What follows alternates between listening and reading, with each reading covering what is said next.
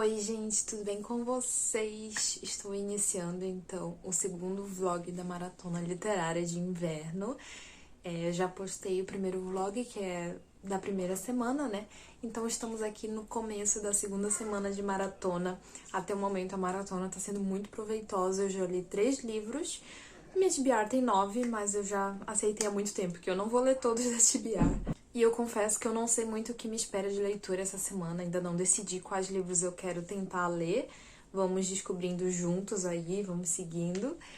Hoje é domingo, já estamos ali no meio da tarde do domingo. E eu ainda não li nada hoje, de manhã tava fazendo faxina. E aí daqui a pouco a gente vai sair pra correr, pra aproveitar que tá um dia bonito, com sol, que é coisa rara ultimamente aqui no inverno do Rio Grande do Sul. Mas é isso, eu queria aproveitar para começar esse vlog e também para abrir um pacote com vocês. Quem já acompanha o canal sabe que eu faço um desafio de só comprar um livro depois de ler 3 livros físicos. É um desafio que eu tô fazendo esse ano para me ajudar a comprar menos e tá me ajudando muito. E ontem faltava... Eu já tinha comprado esse livro antes de eu ler os 3 físicos. Foi uma das únicas vezes que eu falhei nesse desafio. Mas aí, como eu não tinha lido os 3 livros físicos, eu não tirei do pacote, deixei dentro do pacote.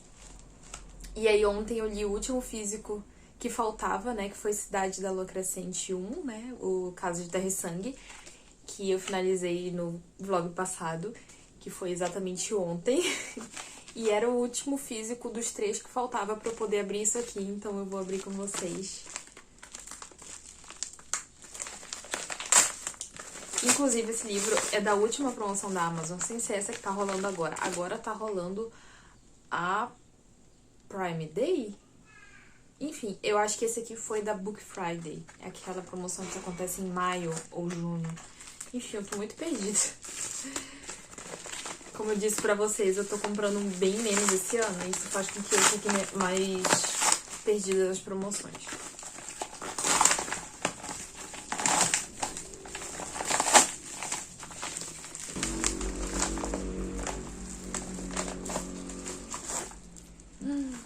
Que capa linda!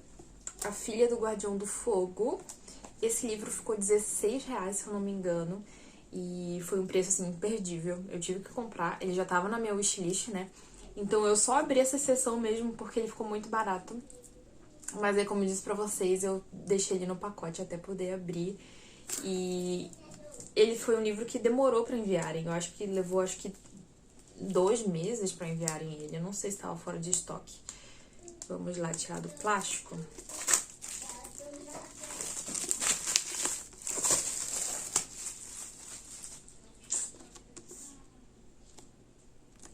É um thriller com cultura indígena. Imagino que seja dos indígenas norte-americanos, né? Não vou ler esse livro agora, então não vou me aprofundar na sinopse dele. Mas que capa bonita, né, gente? E é isso, eu vou me arrumar agora pra sair pra correr. E aí a gente deve tomar um sorvete, alguma coisa assim. E só quando eu voltar pra casa eu vou ler alguma coisa. Eu também quero pintar minhas unhas hoje, que eu tirei os esmaltes e agora só falta pintar. Já tirei cutícula, tudo, já serrei. E também quero fazer algumas coisas no meu journal ali, que eu imprimi várias imagens, eu até mostrei no vlog passado pra vocês, só que eu ainda não usei. E eu quero fazer alguns inserts no meu journal. Não sei se eu vou conseguir fazer tudo isso hoje, né? Porque é domingo, então domingo eu fico mais devagar. Não quero começar a semana já no 12, como se fala. Mas é isso, eu espero que vocês gostem de estar acompanhando mais essa semana de leitura. Espero que seja tão produtiva quanto a semana passada.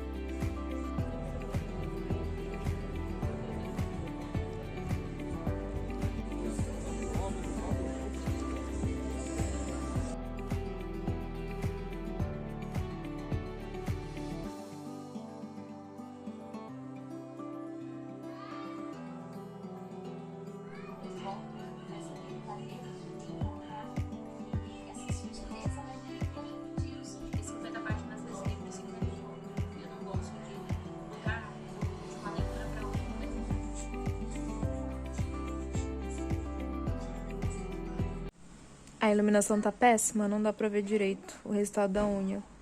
Mas eu achei que ficou tão bonitinho. Eu usei o Lavanda Alma da Risqué.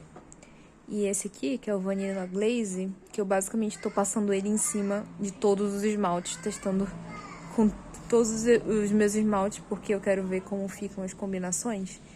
Ele é tipo um perolado com um shimmer azulado. Eu acho que combinou muito com o roxo. Bom, aqui estão os saltos que eu posso fazer, que seria livros digitais ou livros físicos, só que eu não quero ler nenhum dos dois.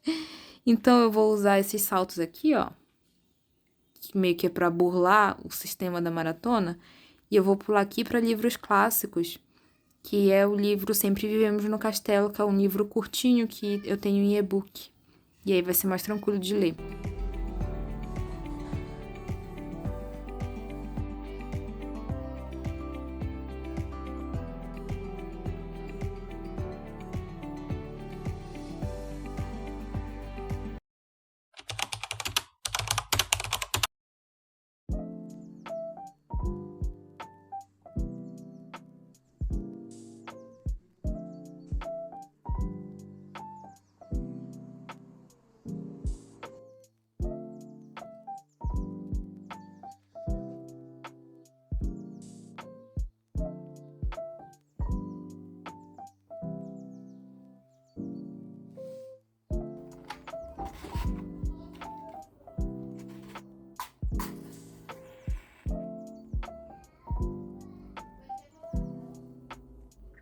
Oi, gente, estamos aqui na noite da segunda-feira, começo de noite.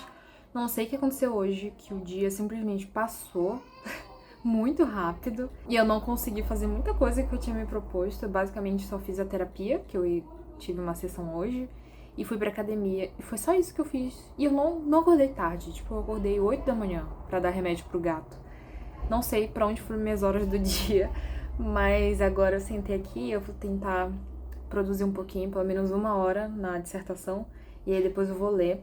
Ontem eu comecei a ler Sempre Vivemos no Castelo, que é o livro pro desafio de clássicos da maratona. É um livro bem curtinho, mas eu acho que não vou engolir ele tanto, porque eu já percebi que a escrita, assim, não é difícil de ler, mas também não é fluida, tá? E aí ontem eu só consegui ler um capítulo, que deu mais ou menos 10% do livro, porque os capítulos são bem longos, tipo assim, 40 minutos, meia hora cada capítulo. E aí agora, então, eu vou entrar no Discord com as minhas colegas, eu vou fazer 1 hora de sprint de dissertação, e aí depois eu faço 1 hora de sprint de leitura. E vamos ver se eu consigo fazer alguma coisa nesse dia, porque não sei o que aconteceu. Mas enfim.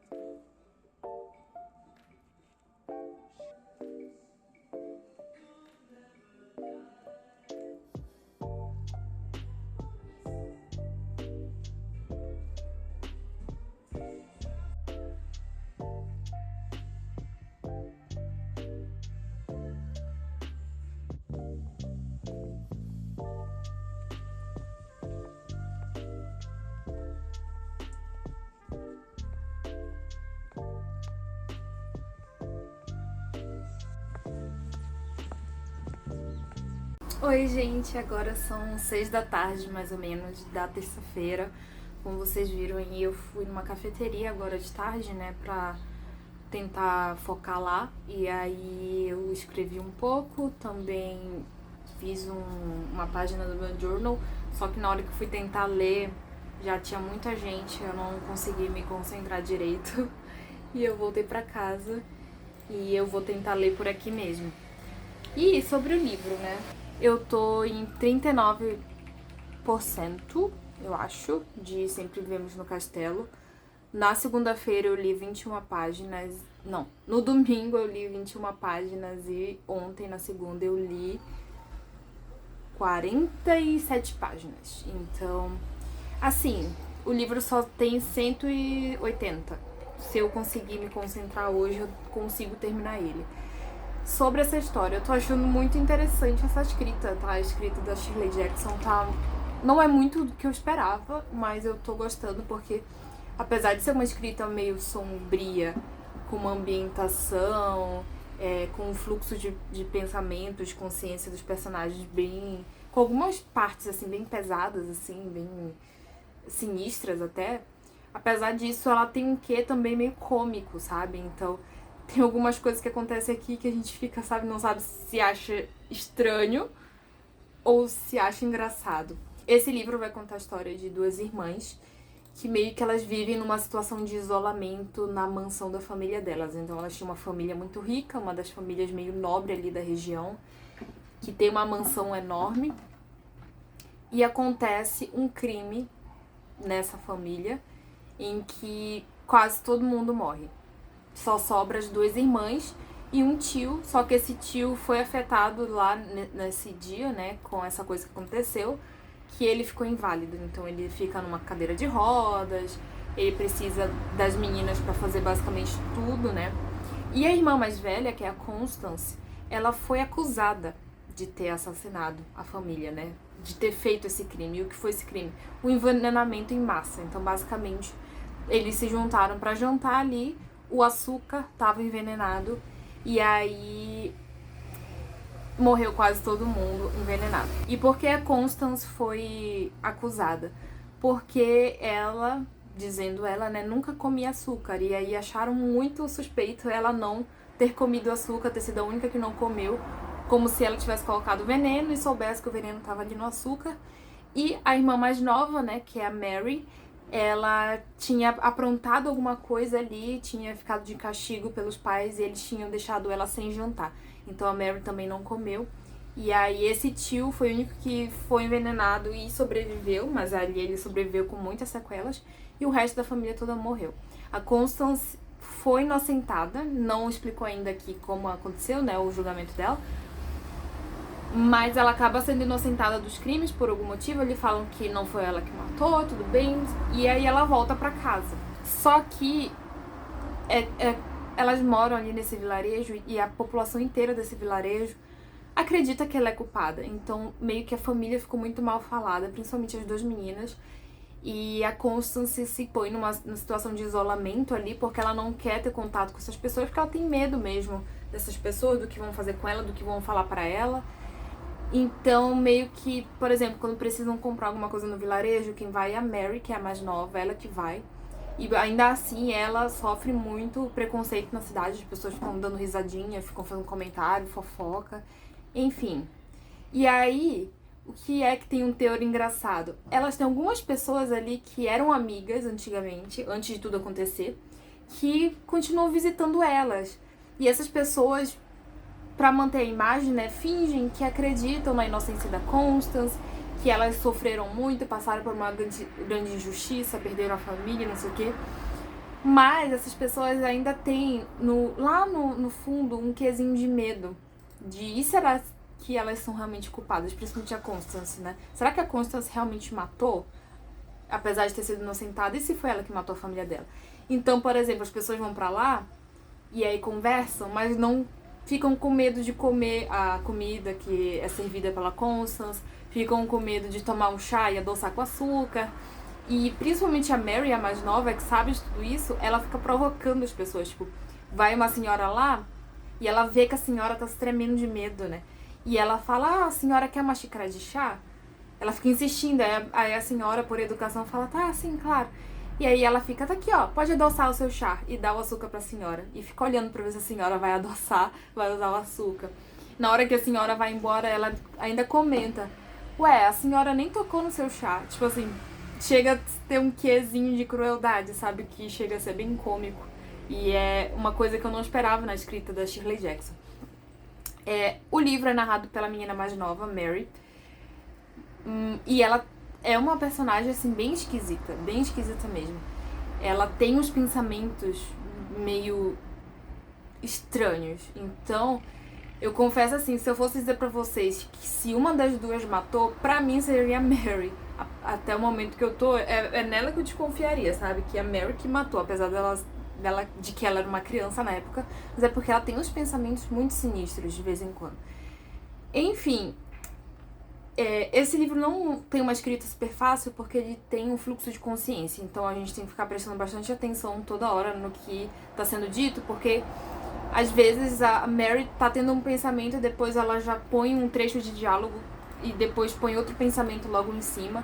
Então não é a escrita mais fluida e fácil de todas, mas ainda assim eu tô lendo até que rápido e tô com vontade de continuar lendo, sabe? Eu tô começando a ficar bem conectada com a história e eu tô gostando bastante. Então é isso.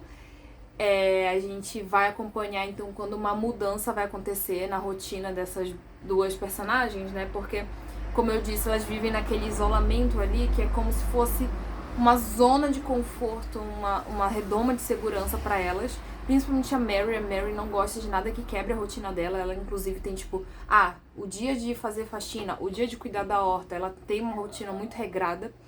E algo vai acontecer ali que vai mudar a rotina delas e a Mary começa a ficar bem assustada, estressada e eu não sei pra onde vai dar.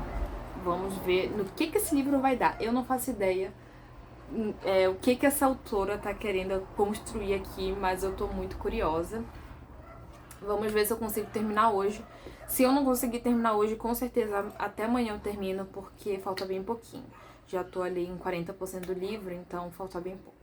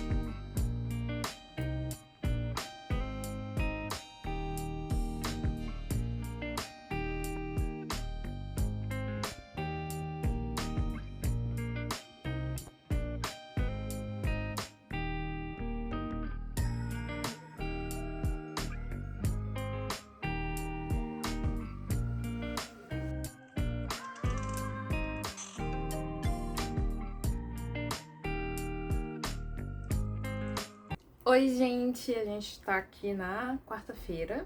É quarta hoje? Estou aparecendo só no fim do dia, vou me arrumar aqui. Aproveitar pra fazer uma maquiagem enquanto eu converso com vocês. Eu terminei de ler ontem. Sempre Vivemos no Castelo, consegui terminar de ler antes de dormir.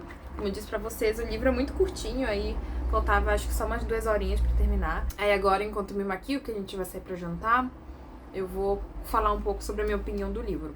Como eu disse pra vocês, eu não sabia direito pra que lado o livro tava indo, né? E eu confesso que eu não adivinhei mesmo o que ia acontecer. O final do livro é extremamente aberto, tá? E por uns segundos, na verdade, uns momentos assim, antes de dormir, eu fiquei meio que sem entender se eu tinha gostado. Mas eu comecei a pensar um pouco mais no livro e eu sinto que eu gostei. Mas é muito estranho. Eu tenho muita dificuldade de falar sobre esse livro porque Ele é muito confuso em alguns pedaços, assim. Pelo que eu entendi, no mais, assim, vendo algumas resenhas, esse livro fala de duas pessoas que são neurodivergentes. Tanto a Constance, né, que é a irmã mais velha que foi acusada do assassinato da família dela. A Constance não fica muito claro no livro, mas depois vendo algumas reviews eu entendi melhor. Ela tem a agorafobia, que é aquela fobia da pessoa que não consegue sair da casa, não consegue sair de casa, não consegue conversar com outras pessoas, que ela não tem intimidade. E isso fica bem claro, realmente, em algumas cenas do livro, sabe? Eu só não tinha conectado o comportamento dela com a agorafobia. Todo esse trauma foi muito causado pelo próprio julgamento que ela passou, né? Quando ela foi acusada do assassinato da família, ela foi julgada e não só à frente da lei, ela foi muito julgada pela opinião pública, pelas pessoas, pelos vizinhos, pelos parentes e tal. Algumas partes até da família. E aí, o que é essa mudança que ocorre no livro, que começa a fazer ali um efeito dominó que vai culminar no final? É um primo distante delas que vai lá morar com elas, né? Esse primo me deu tanta raiva porque ele tem um comportamento extremamente abusado, porque ele não tá na casa dele e ele começa a querer mandar na Constance, quer mandar em tudo que tá acontecendo ali. E ele me deu muita raiva. Nossa, eu comecei a ler. Sempre que ele abria a boca, eu ficava com ódio dele. E quando esse primo chega, a gente percebe que a Mary, que é quem tá narrando o livro, ela também tem umas questões ali de saúde mental, principalmente em uma obsessão em relação à irmã dela. Ela tem uma obsessão em proteger a irmã dela, em não só proteger, mas também ter a irmã dela só pra ela, sabe? E é um negócio assim que vai escalando, que ela pensa algumas coisas, ela fala algumas coisas que a gente começa a ficar meio... Tá, esse livro é muito bizarro. E eu acho que essa é uma palavra que pode ser usada pra descrever esse livro. Ele é muito bizarro. Mas o mais interessante que eu vi até em algumas reviews do livro é que algumas pessoas comentaram que ele mostra como um estilo de vida que muitas pessoas de fora podem achar ruim, que é esse estilo de vida delas de viverem isoladas ali naquele mundinho delas. Mas para elas que passaram por tantas questões e têm traumas do passado e também pensamentos bem diferentes do usual, para elas esse jeito de viver diferente, isoladas naquele mundinho, naquela bolha, naquela redoma, é bom. Elas ficam felizes ali. Então as pessoas não têm que ir lá e tentar criar regra do modo de viver delas, dizendo que elas vivem errado, que elas têm que viver do jeito que o resto da sociedade vive, sabe? Eu achei muito interessante isso. E, enfim, eu não sei se eu tô conseguindo me fazer entender, porque realmente é um livro muito difícil de explicar e resenhar até. Mas não me leve a mal, não é um livro difícil de entender, a escrita. A escrita, apesar de ser uma escrita claramente um pouco mais antiga, é uma escrita muito fácil de ser lida, tá? E é muito fácil da gente ficar bem apegado e não querer largar. No mais, apesar da Shirley Jackson ser conhecida como uma autora muito renomada de terror e suspense, principalmente suspense psicológico, o livro ele não tem elementos muito assim escancarados de terror. Então, tu vai lendo, tu não vai percebendo que tu tá lendo um livro de terror, um livro de suspense, enfim. Só que ele dá sempre aquele incômodo, sabe? Lá no peito, um incômodo na garganta, de tu tá lendo um negócio, tu achar aquilo esquisito, aquilo... Tu lê algumas frases, alguns pensamentos da personagem, tu pensa, isso não é normal, isso não é nada saudável, e isso é assustador. Então eu acho muito engraçado e muito esperto como ela constrói o terror de uma forma sutil. Não é um terror com criaturas, não é um terror com gore, com sangue, com nada do tipo, sabe? É um terror extremamente bem construído e sutil, que vai dando aquele amargos na boca, assim, sensações mesmo físicas, assim, que a gente termina o livro se sentindo incomodado, sabe? E isso é algo, assim, que um autor tem que ter muita habilidade pra fazer, não é? É muito mais fácil tu despertar sensações ruins num leitor com cenas extremamente explícitas. mas com a sutileza é muito mais difícil. Eu acho que também é muito mais elegante, assim, sem nada muito explícito, sabe? Então, eu acho engraçado que eu terminei o livro pensando, isso foi um livro 3 estrelas, assim, não me importei muito. Só que eu continuei pensando no livro e ele continuou na minha cabeça e eu me dei conta do que ele queria despertar no leitor, nos sentimentos que ele conseguiu despertar, sabe? E é um livro extremamente curto, de 180 páginas e que passou muito rápido, assim, sabe? Então, com certeza não foi um livro favorito pra mim, porém me deixou louca pra ler os outros livros da autora. Até porque ela é extremamente citada pelo Stephen King e por outros autores de terror, né, que são renomados também, como uma das mestras ali de criação de ambientação, de criação de terror psicológico. E eu quero muito conhecer o que mais ela escreveu. E é isso, então. Minha próxima leitura está sendo Sandman. Depois eu mostro pra vocês como é que tá meu Maratona App, né? Mas esse vai ser o próximo livro, então, que eu estarei lendo. É um livro bem grandão, de 600 páginas, então não sei quando eu vou conseguir terminar. Apesar de que é bem mais rápido, né? Porque, enfim, é uma graphic novel. Mas eu gosto muito de Sandman, esse é o segundo já, eu já li o primeiro volume. Gosto da série da Netflix também. Então acho que é uma boa pedida pro momento. E é isso, vou terminar de me arrumar aqui. Posso mostrar um pouquinho mais pra vocês depois.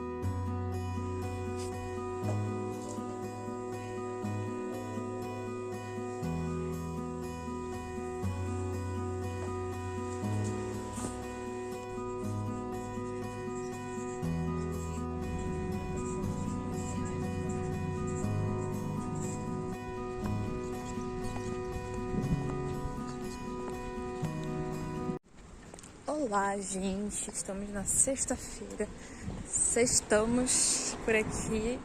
Eu vim aqui na universidade, tive reunião de orientação. Estou na reta final do meu mestrado, então eu vim ajustar algumas coisas com a minha orientadora, pegar algumas informações, algumas orientações pra finalizar meu texto, né? Ai, tá dando aquele friozinho na barriga já. Enfim, a reunião já acabou. Agora eu vou tomar um cafezinho, um lanche. Depois eu vou pra casa.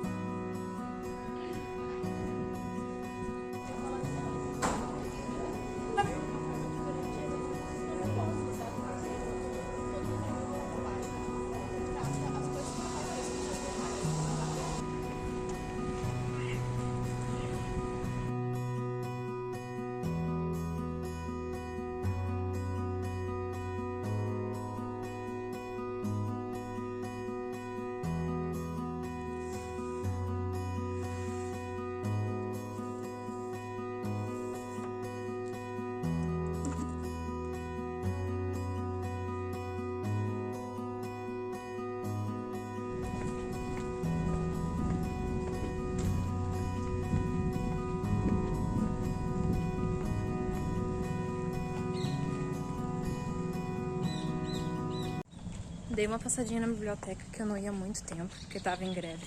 Eu tava com tanta saudade, peguei um livro pra ler, agora eu vou pra casa. Oi, gente, já são algumas horas depois. Eu tô me arrumando que a gente vai jantar fora. Vai ser num lugar infantil, a gente vai levar a sobrinha do Paulo. Então não é nada chique. Mas é isso, eu só queria comentar sobre leitura, gente. Eu estou super não leitora, então esse vlog com certeza vai ser com menos volume de leituras do que o anterior. Esses dias eu não tô muito na vibe de ler, apesar de que eu tô lendo assim aos pouquinhos Sandman, então ainda vou tentar terminar Sandman até domingo, mas muito provavelmente Sandman vai ser a minha última leitura desse vlog, eu não vou ler mais nada. Talvez eu termine de ler Água de Barrela, porque é o audiobook que eu tô ouvindo. E só falta, assim, umas 3 horas de audiobook. Então, talvez eu termine Água de Barrela. Mas, enfim, depois eu venho aqui falar um pouco mais sobre as leituras. Agora eu vou sair.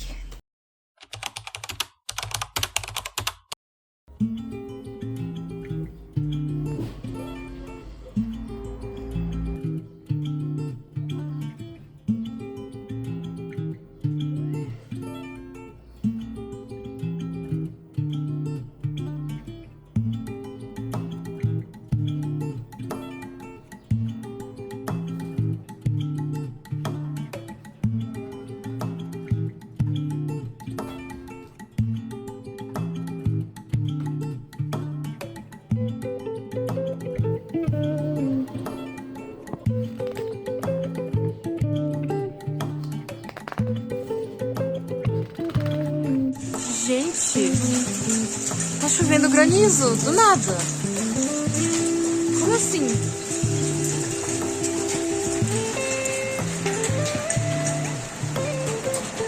Dá pra ver as pedrinhas batendo no telhado.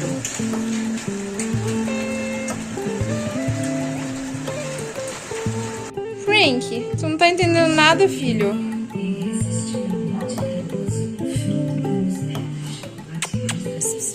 Mamãe, não tô entendendo nada. O que tá acontecendo nessa cidade? Minha gente, o clima dessa cidade é completamente doido. Eu acho que essa chuva de granizo foi alguma diferença de pressão brusca que teve, porque não tá frio. Tá tipo assim, 20 graus, eu acho, 22 graus. Não é frio o suficiente pra congelar a chuva, né? Mas enfim, vou voltar aqui, eu tô editando o vlog já. Esse vlog que vocês estão assistindo, pra dar uma agilizada, que ele deve ir ao ar no meio da semana que vem. E é isso, eu não li muito, eu confesso pra vocês que eu tô achando que eu não vou conseguir terminar Sandman nesse vlog, porque eu tô com muita preguiça de ler. Tipo assim, não é que tá ruim, tá? Mas é que assim, é muito comum quando eu leio muito ficar com preguiça de ler depois. E como eu li muito na semana passada, ainda terminei também um livro no início dessa semana, eu meio que tô... Tem uma gata arranhando a cama aqui. Eu meio que tô numa fase, assim, mais preguiçosa de ler. Não diria que é ressaca literária, porque não sei bem se é isso, tá? Mas vamos ver, vamos descobrir. Eu vou gravar esse vlog provavelmente até amanhã. Bora ver o que é que eu consigo finalizar até amanhã. Oi, gente, estamos no sábado à noite. E eu vou fazer cookie pra gente comer de sobremesa da janta. Eu vou só mostrar pra vocês os ingredientes que eu uso, mas eu vou deixar a receita pra vocês linkada aqui embaixo. Eu faço meio que uma mistura de duas receitas, então o que eu indico pra vocês? Vocês testam primeiro uma, depois testam a outra, e depois, se vocês gostarem mais de uma ou mais de outra, aí vocês escolhem. Eu meio que fiz uma junção das duas, algumas coisas da segunda receita que é meio mais complexa eu não faço, mas aí algumas coisas dessa segunda receita mais complexa eu incorporei na primeira, que é mais simples, tá? Enfim, eu vou deixar o link dos dois vídeos que tem um tutorial de cookie que eu uso. Aqui o que eu vou usar: bicarbonato de sódio, manteiga, fermento, açúcar mascavo, chocolate meio amargo, açúcar normal, né? Baunilha, essência de baunilha, farinha de trigo, um pouquinho de sal, uma balancinha para ajudar a ter mais precisão nas medidas e esse copo medidor que eu acho que eu nem vou usar, na verdade. Ah, e ovo. Preciso de um ovo também. E é isso, eu vou seguindo aqui, ó. Minha receita eu anotei no meu journal bonitinho. Como ficam os cookies aqui, ó. E vou ficar vendo vídeo no YouTube enquanto isso.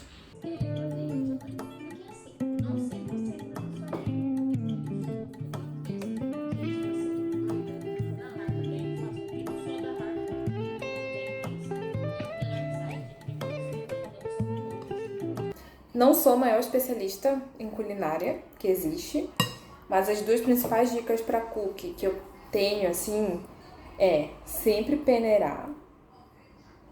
Qualquer coisa seca que você for adicionar na mistura, então o açúcar, a farinha, você peneira para evitar que forme talho, que forme bolha.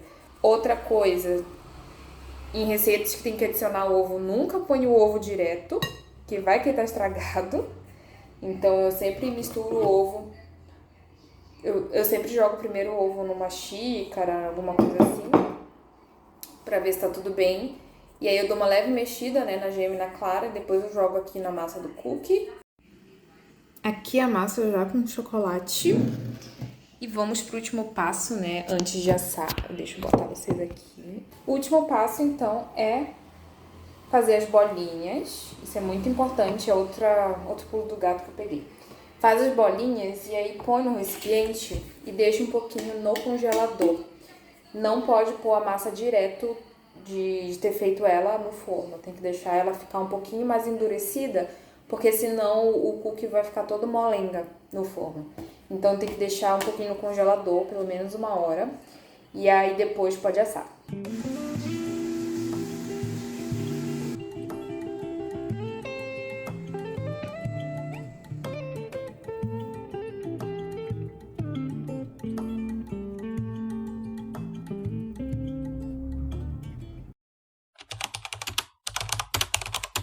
Oi, gente! Finalmente chegamos no domingo, último dia desse vlog, e eu vim então finalmente fazer a atualização de leituras pra vocês, fazer um balanço do que eu li nesse vlog.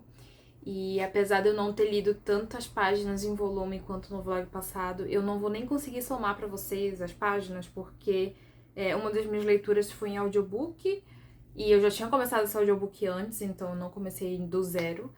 E eu também não tava anotando direitinho, que nem eu fiz na semana passada. Só pra dar algumas justificativas pra vocês. Não sei se vocês conseguiram perceber que eu tava mais dispersa essa semana, não tão produtiva com as leituras, não só com as leituras, também com outras partes da minha vida, assim. Eu consegui sair bastante de casa e gravar algumas coisas fora de casa, eu acho que por isso que talvez o vlog não esteja sem conteúdo, mas se eu tivesse passado esse tempo todo em casa, eu com certeza não teria conseguido produzir muita coisa pro vlog, porque semana passada eu reduzi a dose do remédio pra ansiedade que eu tomo, o que é uma coisa boa, né? Consegui aos poucos indo finalizando esse tratamento e tal, mas nos primeiros dias eu tô tendo alguns efeitos colaterais, apesar de ter reduzido na semana passada. Comecei realmente a sentir os efeitos essa semana, então eu tava assim, um pouco mais esquecida essa semana.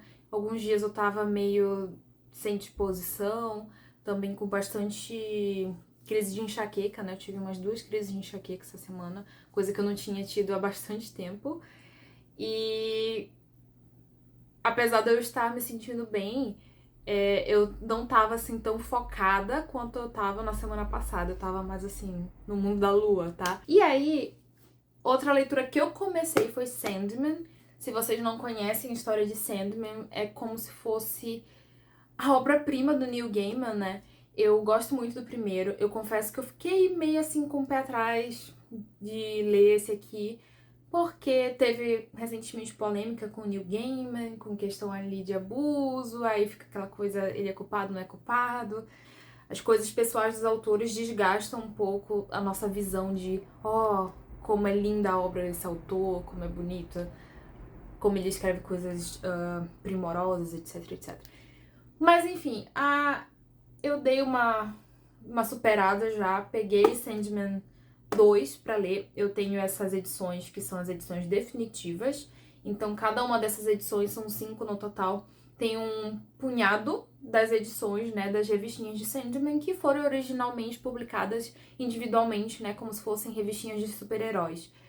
E o Sandman nada mais é do que uma versão um pouquinho deturpada de um super-herói na visão do Neil Gaiman, porque o Sandman vai ser ali o sonho, né, como se fosse o deus do sonhar, o que faz com que as pessoas tenham sonhos quando elas dormem. E o sonhar nada mais é do que uma grande dimensão separada da nossa, onde as pessoas meio que dão uma visitada ali quando dormem. E a história de Sandman, eu vou contar pra vocês um pouco a história que começa lá no primeiro volume, né? Porque o segundo volume já vai ser spoiler. Mas a história lá do primeiro volume começa quando um grupo ali de uma sociedade secreta faz um ritual porque eles querem capturar a morte, porque, enfim, eles querem viver eternamente, coisa do tipo. Mas o ritual acaba dando um pouco errado, eles acabam capturando o sonho, que é o Sandman.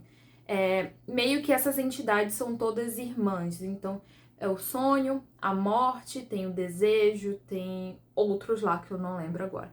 Esses são os principais que vem na minha cabeça. Então, meio que quando quando essa sociedade secreta captura o Sandman, eles pensam, poxa, a gente pegou o cara errado. Aí eles falam pra ele, olha, meu amigo, tu vai ficar preso aqui até tu nos contar como é que a gente consegue capturar a morte, ou até, enfim, tu chamar ela aqui pra vir, pra gente pegar ela, enfim.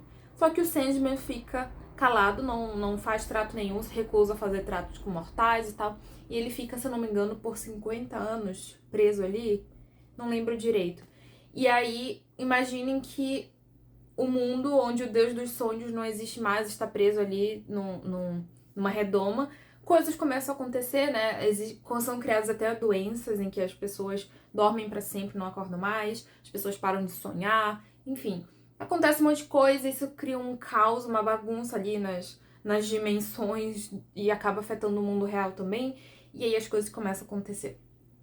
Essa é a premissa do primeiro volume do Sandman e da série também, né? Tem a série da Netflix, que se você não gosta tanto de ler graphic novels, mas tem curiosidade pra conhecer essa história, recomendo muito a série. A série ela é muito parecida com a obra original, só que eu sinto que ela tem algumas atualizações que fazem sentido. Então a série tem mais representatividade, tanto de mulheres quanto de pessoas negras. A série tem umas visões oníricas, assim, muito bonitas, cria, assim, cenários lindíssimos que não são mostrados tanto nas graphic novels, né? Então, assim, a série eu acho que dá uma boa repaginada na história original e se mantém muito fiel também à obra original. Enfim, e aqui, como vocês imaginam, se vocês são acostumados a ler revistinhas ou graphic novels, que são, assim, publicadas em sequência, existem algumas histórias que são independentes, existem algumas histórias que fazem parte de arcos. Então aqui, por exemplo, o volume 2 começa com um arco onde o Sandman ali, ele acaba ganhando a posse do inferno e ele não sabe o que fazer com o inferno. E aí vários deuses que existem, tanto do Egito, deuses de Asgard, deuses, enfim, de várias culturas diferentes começam a querer barganhar com o Sandman pela posse do inferno. E aí vai acontecer várias coisas. Esse foi o primeiro arco aqui, então duraram acho que 6 capítulos, que foram 6 revistinhas, né? Aí depois tiveram mais 2 ali que se complementaram, mas foram mais independentes e foi onde eu parei. Li, então, no caso, 8, né? E cheguei quase na metade. E aí, a partir daqui de onde eu tô, vai começar outro arco que eu resolvi dar uma pausa, tá? Eu tava gostando, mas eu não tô tão leitora, como eu falei pra vocês, então eu resolvi dar uma pausa, não que eu vou parar de ler isso aqui, mas eu vou parar de ler em maratona. Então, assim, eu vou começar a ler mais devagarinho, porque apesar de ser uma leitura, assim, mais rápida de ser feita no sentido de volume de texto, é uma leitura um pouquinho densa. Não que seja difícil de ler, mas é um universo bem complexo, sabe? Apesar de não parecer de fora, assim, a gente olhando, são só graphic novels. Mas é bem complexo porque o Neil Gaiman, ele joga informaçõezinhas, assim, despretensiosamente, que ele retorna muito depois. Então é uma leitura que vale a pena fazer prestando bastante atenção, porque as histórias vão se conectando. Isso faz muita parte da genialidade dessa história do Sandman, porque mesmo quando ele faz histórias individuais, que não fazem parte de arcos, essas informações são revisitadas no futuro, sabe? Então isso é muito legal. mas também torna um pouco mais complexo e eu quero ler com mais calma. Então é isso, por isso que eu resolvi não terminar Sandman, além do fato, né, de que eu não tava tão leitora e não ia dar tempo mesmo, eu acredito. É isso. E eu finalizei outro livro hoje, que foi Água de Barrela, que eu estava ouvindo o audiobook no Audible, então é um audiobook ali de 11 horas e tá disponível na assinatura do Audible, tá? Aquela assinatura de R$ 20 por mês. E, gente, que livro bom, que livro bom. Esse livro faz parte do meu desafio de literatura nacional, né, que eu comecei já tem mais de um ano, da Eliana Alves Cruz. E uma coisa que eu descobri no final do livro é que esse livro conta a história da família dela. Então a Eliana Alves Cruz, ela fez um trabalho ali de árvore genealógica. Ela montou a árvore genealógica dela desde do seu pai até os seus antepassados que moravam na África. Então ela fez todo esse apanhado. E então esse livro ela aproveita para contar a história de todas essas gerações que ela conseguiu registros da família dela, intrinsecamente ali com a história do Brasil. Então ela vai contar a história da escravidão, vai contar a história das sinhais e dos coronéis, vai contar a história principalmente da família dela, que é marcada por personagens tão cativantes, personagens tão incríveis, tão profundos e que a gente se apega, a gente se sente parte da família e a gente torce por eles, só que assim, é vida real. Vida real no Brasil Império, vida real no Brasil República, que a gente imagina que não tem tanto final feliz assim. Não tem tanta coisa pra cima, né, pra se ler. Eu faço um paralelo muito grande com 100 Anos de Solidão. Apesar de não ter ali aquele elemento do realismo mágico que é tão presente nos 100 Anos de Solidão, mas ele se assemelha com o fato de se passar por muitos anos, se passar por várias pessoas diferentes, várias gerações daquela família, e a gente vai se apegando a todos, e a gente vai se sentindo parte da família, e no final a gente se sente um pouco órfão. Foi assim que eu me senti com 100 Anos de Solidão, que se passa por 100 anos, se eu não me engano.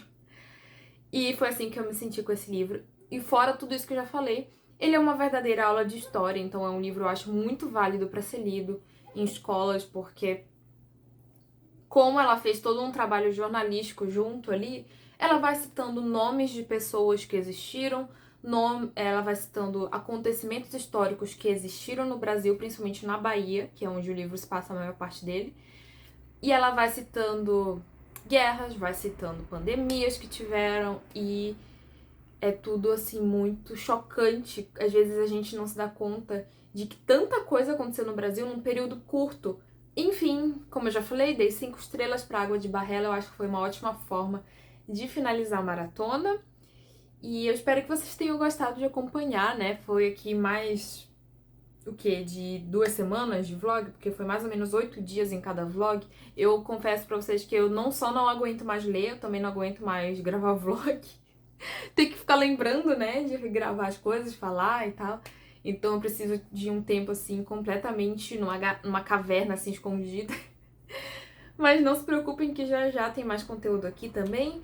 Espero muito que vocês tenham gostado. Me contem se vocês participaram da Maratona Literária de Inverno, se foi produtiva por aí.